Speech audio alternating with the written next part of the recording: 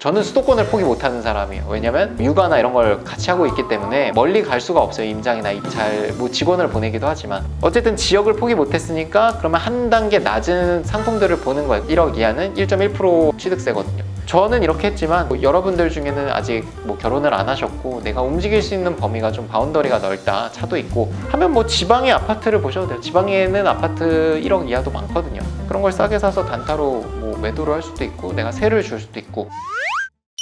오늘의 주제는요, 공시지가 1억 이하 빌라를 사 모으는 이유입니다. 사 모은다고 또 표현을 저는 이제 팔 거거든요. 네.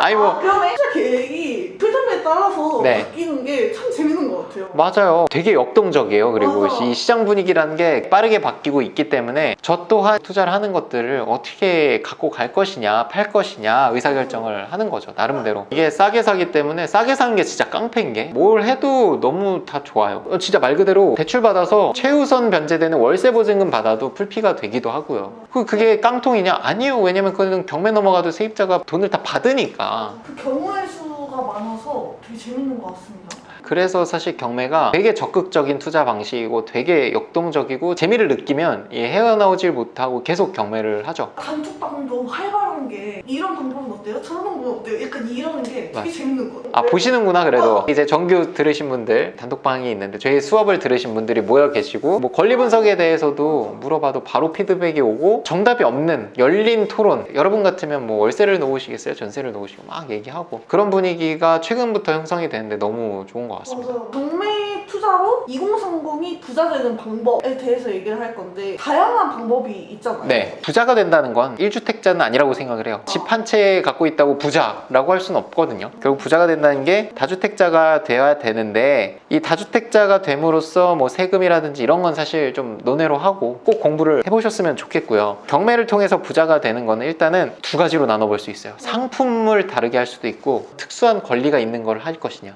이 두 개를 조합하면 경우의 수가 여러 가지가 나오거든요. 아파트 특수 물건, 아파트 안전한 물건, 빌라 특수 물건 여러 가지가 있는데 사실 특수 물건이라는 거는 경매를 좀 깊게 배우셔야 돼요. 권리상 봤을 때 빨간 글씨, 뭐 하자가 있고 이런 것들인데 이런 걸 입찰하기 위해선 내가 분석할 수 있어야 돼요. 빨간 글씨가 있다고 무조건 다 나한테 금전적으로 손해가 오는 건 아니거든요. 개 중에는 빨간 글씨가 있지만 전혀 영향 요소가 없는 빨간 글씨들도 있어요. 이런 것들은 그냥 내가 시세 조사만 잘해서 입찰하면 되는 겁니다. 빌라, 오피스텔, 아파트, 뭐 상가 여러 가지가 있지만 내 이 상품을 딱 정할 수도 있고 여러 가지를 할 수도 있어요. 일단 무주택자라면 아파트 쪽을 좀 보는 것도 괜찮습니다. 나중에 나의 실거주 목적으로 수도권이나 내 일자리 근처에 내 집은 있어야 좀 안정적으로 또 투자를 할 수가 있으니까. 그래서 첫 번째는 그 실거주 목적으로 아파트로 하셨으면 좋겠고, 두 번째 주택부터는 좀 빌라 이런 거, 왜냐면 취득세 중과가 여전히 있으니까 이걸 뛰어넘기 위해서는 결국 공시지가 1억 이하 또는 오피스텔을 봐야 되거든요. 공시지가 1억 이하를 내가 어떻게 찾을 것이냐, 두 가지로도 이것도 나눠볼 수 있는데 수도권을 내가 포기를 못해요. 저는 수도권을 포기 못하는 사람이에요. 왜냐면 육아나 이런 걸 같이 하고 있기 때문에 멀리 갈 수가 없어요. 임장이나 입찰, 뭐 직원을 보내기도 하지만 수도권인 거를 포기를 못해요. 상황에 맞는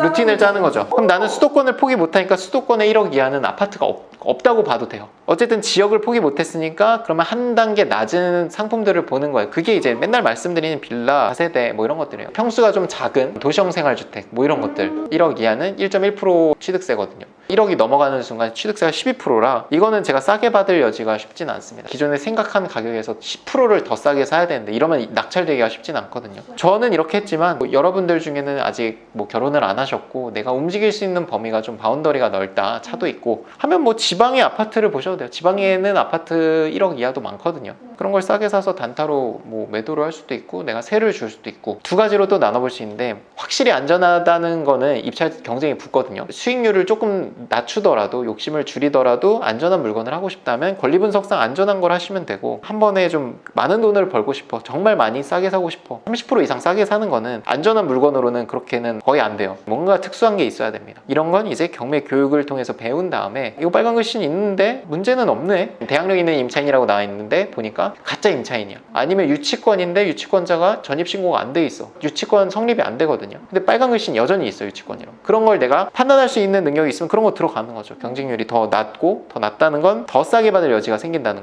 거죠. 내 상황에 맞게 플랜을 짜야 한다. 그게 저는 상품과 지역으로 좀 나눠서 얘기를 합니다. 그러면 수강생들에 따라서 다를 수 있겠네요. 수강생들이 와서 이런 걸 질문하기도 하나요? 질문 많이 하시죠. 전 똑같이 얘기해요. 무주택자면 아파트 먼저 하나 하시고, 물론 취득세 중과가 2주택까지는 일반 세율이에요. 일반 1.1%인데 9채까지 아파트를 하셔도 되고, 부자가 된다는 건 결국 3주택 이상 간다는 거니까 빌라 쪽으로 거의 많이 모이죠. 구매 투자하시는 분들을 이제 조금 제가 만나잖아요. 네. 원장님 통해서 아파트 하나 사고 돈 모아서 빨리 넘어오세요. 네, 맞아. 근데 진짜 저 같은 사람은 이제 1억 이하를 이제 리스트업을 해가지고 그 중에서 할 만한 거 쫙쫙쫙 뽑아가지고 시세 조사하고 입찰하고, 안 되면 다시 다음 거 하고, 그렇게 이제 저는 달력에도 적어놔요. 근데 이게 또 지금 영상을 이렇게 찍지만 취득세 중과가 생긴 지 얼마 안 됐거든요. 제 기억에 한 2년 정도 됐는데 이게 또 없어질 수도 있잖아요. 나중에 법이 바뀌어서.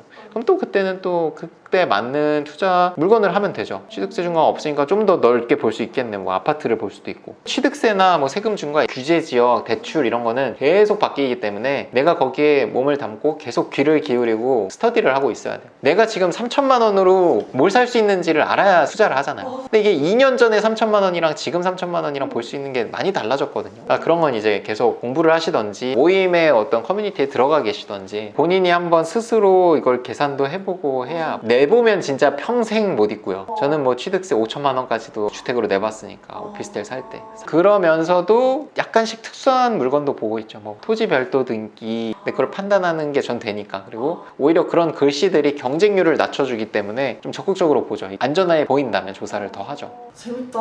재밌게 사시네. PD님이랑 이렇게 하는 것도 재밌고요. 전 재밌게 살고 있는 것 같습니다. 그렇습니다. 열심히 삽시다. 파이팅!